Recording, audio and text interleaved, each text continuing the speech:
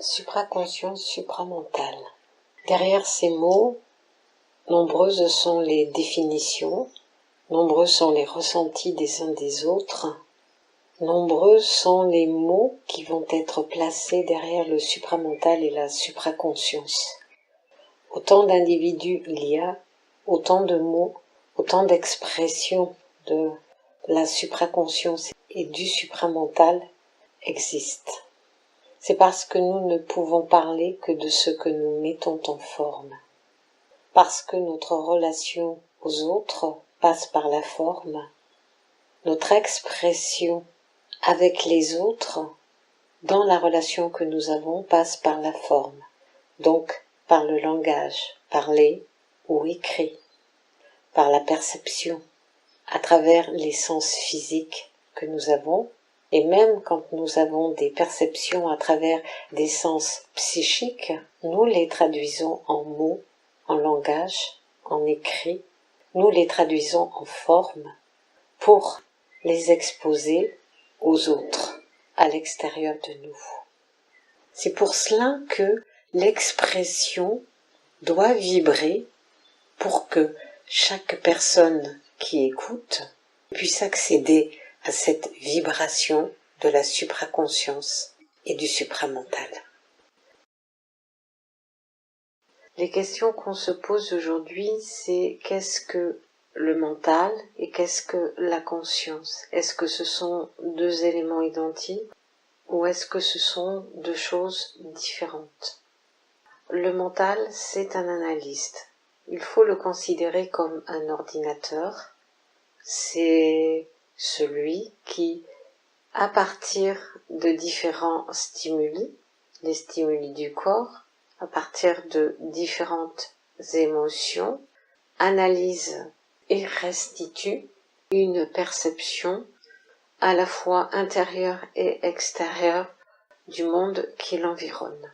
Et cet environnement qu'il restitue, c'est la conscience de l'existence de l'être dans la matière.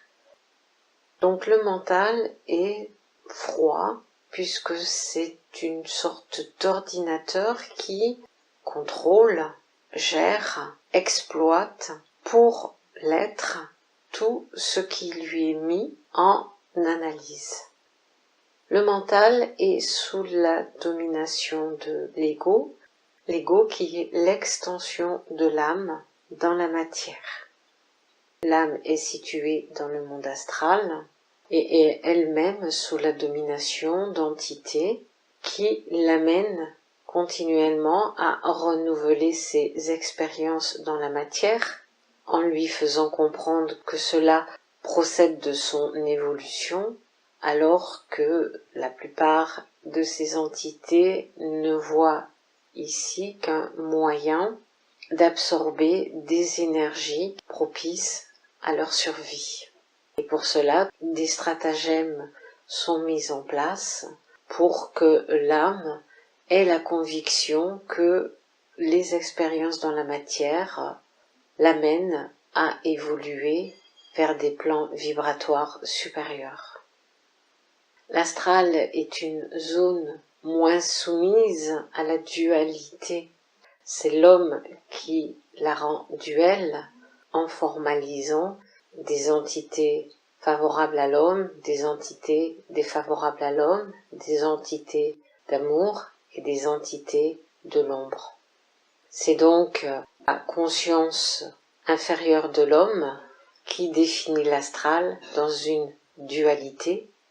Les entités n'ont pas de polarité, elles sont ce qu'elles sont en fonction de leur niveau d'évolution et de leur propre conscience dans la sphère évolutive de l'astral.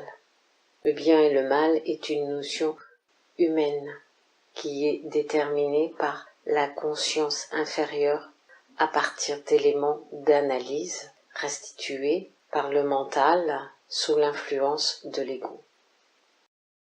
Alors qu'est-ce que le supramental et la supraconscience? Le supramental est un mental qui est délivré de la domination de l'ego et de l'âme, mais qui a besoin de l'ego et de l'âme pour se développer, à la différence du mental inférieur, le supramental, est en maîtrise de ce que l'ego et l'âme peuvent lui apporter. Et pour cela, il faut qu'il pacifie l'ego et que l'ego fusionne avec l'âme pour apporter au supramental les mémoires nécessaires à son évolution. Ainsi, l'esprit peut se développer chez l'être et apporter à l'être toute sa dimension en dehors de la matière. L'esprit n'appartient pas à la matière. L'esprit n'est pas dans la matière, mais pour évoluer, il a besoin d'avoir une conscience et un mental qui lui ouvrent les portes de son évolution et l'amène à développer un corps en dehors de la matière. Et cela à travers l'expérience de l'être dans la matière. Le supramental est un mental qui vibre, et non plus un mental qui s'attache aux formes qui existent dans l'univers dans lequel l'être vit. Ces formes lui sont nécessaires dans l'espace terrestre parce que, grâce à elles, il densifie l'espace autour de lui et le perçoit à travers le corps qui lui est donné pour vivre dans cet espace. Il peut ainsi formaliser son environnement grâce aux formes qu'il attribue à l'environnement autour de lui et à ce qu'il se passe aussi à l'intérieur de lui. La supraconscience est la résultante de l'ouverture du supramental sur l'univers et de la domination du mental sur l'ego et l'âme, qui deviennent des éléments contributeurs à son évolution et qui ainsi se sortent de la domination d'entités de l'astral.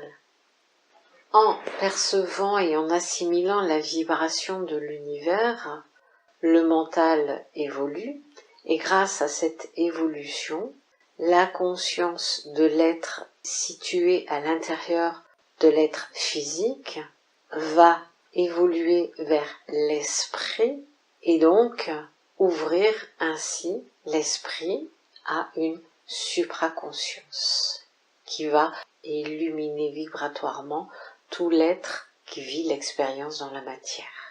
Le moi inférieur de l'être va donc être en connexion permanente avec le moi supérieur de l'être qu'est l'esprit. L'âme redevient ce qu'elle est, c'est-à-dire le recueil des mémoires et des expériences de l'individu, et l'ego, quant à lui, va évoluer vers une autre perception des émotions qui vont s'ouvrir vers une perception plus large qu'aura l'esprit de l'univers et de la vibration et des vibrations qui l'atteindront. Ainsi, en évoluant vers un supramental, l'être humain peut se sortir des contraintes que lui imposent les entités de l'astral, retrouve sa maîtrise de ses mémoires, de son âme, de son ego, et ouvre sa conscience à la vibration de l'univers. Le langage de l'univers est un langage vibratoire. Ce n'est pas un langage de forme. La forme est ce qui est nécessaire à l'être humain pour être et vivre et expérimenter la vie dans la matière. Mais quand l'être humain s'adresse au monde de l'astral, puisque aujourd'hui les ouvertures sont plus importantes vers cette dimension de l'astral, il s'y adresse d'une manière vibratoire. Et l'astral y répond d'une manière vibratoire. L'être humain restitue cette vibration dans une forme qui lui est propre pour une compréhension qui lui est propre. Alors l'astral vibre très proche du monde terrestre. C'est pour cela que c'est le premier monde auquel l'être humain accède vibratoirement. Et dans cet espace vibratoire, les entités ont différents visages. Ce visage peut être extrêmement lumineux et de ce fait duper les êtres qui voient ces lumières extraordinaires, ou peut être très sombre, et donc c'est ce que nous appelons le bas astral, où certains êtres descendent et se font encore plus piéger dans les horreurs que va leur présenter ce bas astral.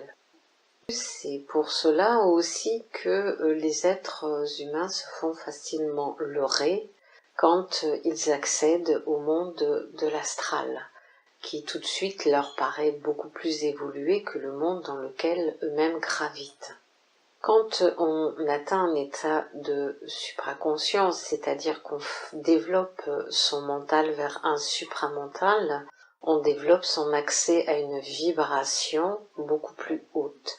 Et cette vibration n'est plus celle de l'espace astral, mais cette vibration est la vibration de l'univers. C'est celle qui va nous être le plus facilement accessible, bien entendu, puisque certaines vibrations ne nous sont pas et ne sont pas encore accessibles, et il faudra beaucoup de temps pour que cela se fasse, parce qu'il y a quand même des degrés d'évolution, des paliers à passer aujourd'hui. Mais le supramental va beaucoup plus loin que le simple monde de l'astral et des entités qui gravitent et qui ont pris en otage l'âme de l'être humain. Pour délivrer l'âme de cette prison dans laquelle elle est maintenue et de cette illusion qui lui fait croire que sa prison n'en est pas une, eh bien, il faut dépasser les mondes de l'astral, il faut un autre véhicule à l'être. Et ce véhicule, c'est le véhicule éthérique, dont l'essence même est l'esprit. L'esprit aujourd'hui qui n'est pas intégré au corps, mais qui réside en dehors de l'espace de la matière et qui est très peu accessible au mental humain et à la conscience humaine aujourd'hui. Et donc, pour avoir accès à cette supraconscience et à l'esprit et à sa capacité d'évolution dans l'univers, il faut absolument que l'âme soit extraite de la zone de détention dans laquelle elle est. Il faut la pacifier, et la pacifier, cela signifie qu'elle doit refusionner avec son ego et elle doit se sortir elle-même des entraves et des liens qu'elle a. Donc elle doit retrouver une autorité sur l'ensemble des entités qui la maintiennent dans sa posture actuelle pour véritablement donner cet essor au mental d'évoluer et de reprendre les rênes de l'évolution de l'être. Et le mental, à ce moment-là, n'est plus sous la domination de l'ego. Le mental devient le vrai moteur d'évolution vers une conscience dite supraconscience. C'est là que donc le mental, l'ego et l'âme vont eux-mêmes former le corps d'évolution de l'esprit qui lui-même va intégrer une nouvelle conscience, celle de l'univers, à travers les vibrations qu'il recevra de l'univers et développer par cette supraconscience le corps éthérique dont a besoin l'esprit, le véhicule dont a besoin l'esprit pour sortir de la roue des réincarnations, de la prison de l'expérimentation terrestre et de l'enfermement qui lui est imposé par les entités de l'astral. C'est le prochain palier d'évolution de l'être humain, la supraconscience et le supramental.